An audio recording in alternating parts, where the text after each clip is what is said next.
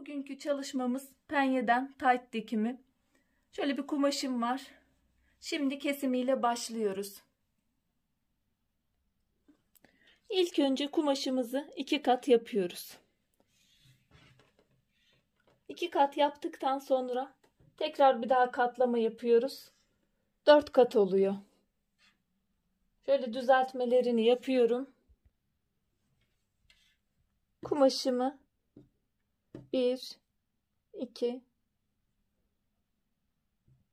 4 kat yaptım.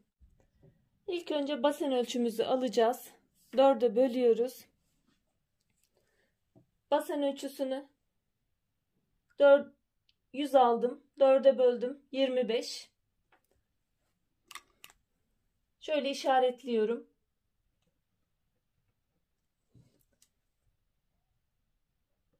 ...38-40 beden yapacağım için... A bölümüne... belden... 28 santim iniyorum. Belini ayrı yapacağım. O bel payı ayrı bir ölçü oluyor. O 4 santimlik kemer bölümünü ayrı yapacağım. Burada kemeri birleştirmek için 1 santim daha koyuyorum. 29 oluyor. Dikiş payı. Basen ölçümüz 25. A bölümüne 28 santim indim. Sonra A oyuntu için 5 santim veriyorum. 5 santim de yukarı alıyorum. Oyuntunun şeklini vereceğim. Şöyle bir çizim yapıyorum. Basen ölçüm burada. 25 santim. Hatta yukarı doğru bu penye bir kumaş olduğu için bir 5 santim daha daraltma yapacağım. Yani yukarının ölçüsü bana 20 santim. Bir de dikiş payını eklersek şöyle 21 santim alıyorum. Şuradan şöyle bir çizim yapıyorum.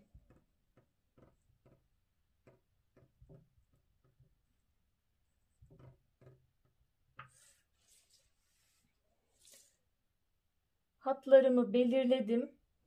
Ekranda çok çıkmayabilir.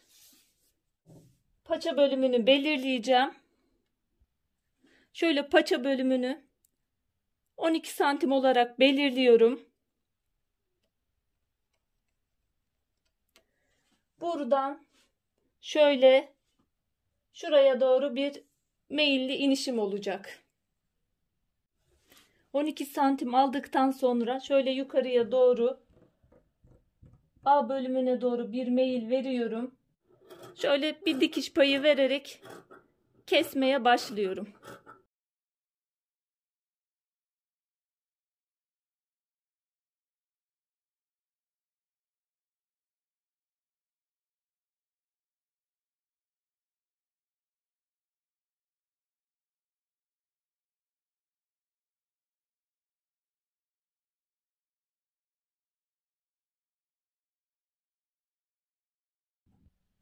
Bel ayarlamasına geçmeden önce öncelikle şöyle açıyorum. Bu taraf arka ağlarımız olacak. Şöyle ön ağdan biraz daha gireceğim.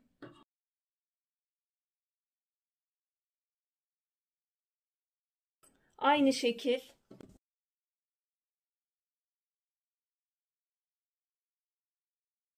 paça bölümünden de bir kısım alıyorum.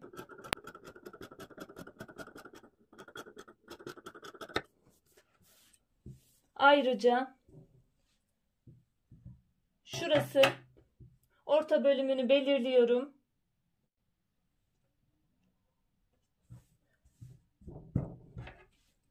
Belin ön tarafından şöyle bir 4 santime yakın 3 santim de alabilirsiniz. Orta bölüme doğru bir sıfırlama, düzeltme. Giyimi rahat olması için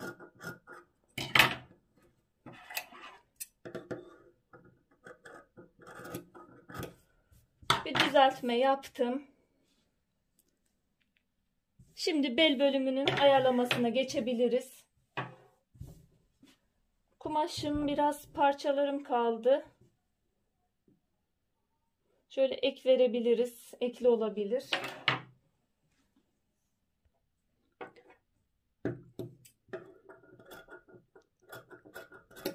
Bel için kumaşımı da belirliyorum.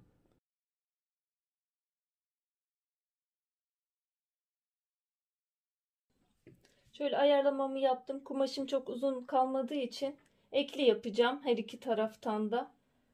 Bunları eklemelerini yapacağım. Şimdi dikim aşamasına geçiyoruz. Önce ağları birleştireceğim. Şöyle iğneliyorum.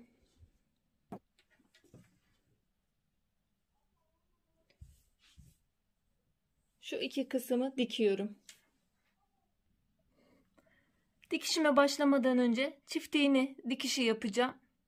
Penye dikiminin en kolay ve en mükemmel sonucu çift iğne ile yapılan dikiş.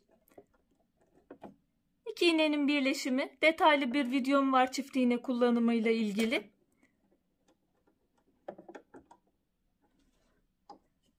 İki tane iplik, aynı yoksa diğerine de sarabilirsiniz. Aynı şekilde iki ipi de birden aynı yoldan geçiriyorum. Burada ipin birini, iğnenin birinde diğerine takıyorum. Diğer bir yöntemde zikzak ayarıyla da yapabilirsiniz, dikebilirsiniz çift iğneniz yoksa.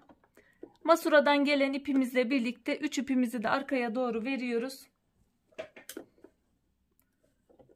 Dikmeye başlıyoruz. Diğer ağ birleşimini de aynı şekilde yerini yapıyorum ve dikişimi bitiriyorum.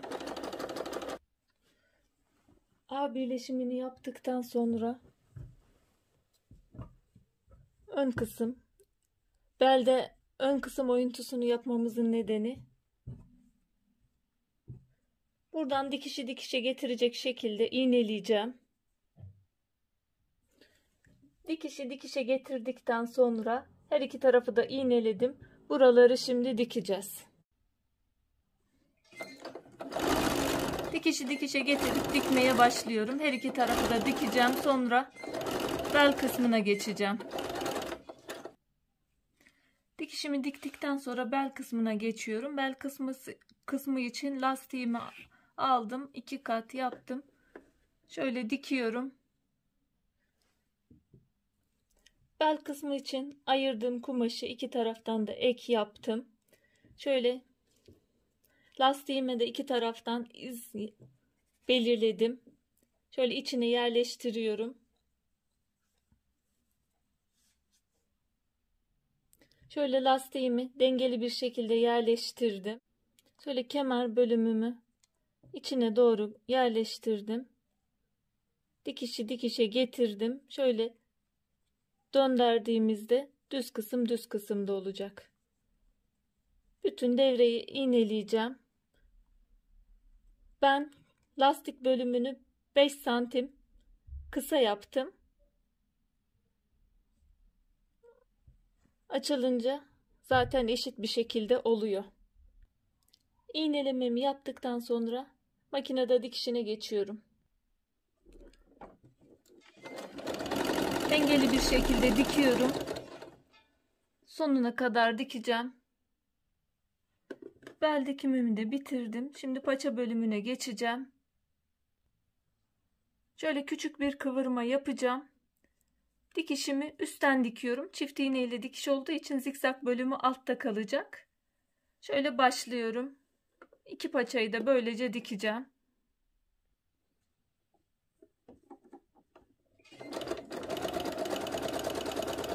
Bir makine ayağından dikiyorum. Ben dikişlerimi bitirdim. Şimdi son halini göstereceğim inşallah. Ben çalışmamı bitirdim. Boy uzunluğu vermemiştim. İstediğiniz boyu da yapabilirsiniz. Şöyle paça bölümünü gösteriyorum. Çift iğne ile dikişim. Bel kısmı da aynı şekilde diktim. Bütün her yerini. Umarım faydalı bir çalışma olmuştur. Yapmak isteyen, denemek isteyen arkadaşlara kolaylıklar diliyorum. Allah'a emanet olun. Hoşça kalın, sağlıcakla kalın.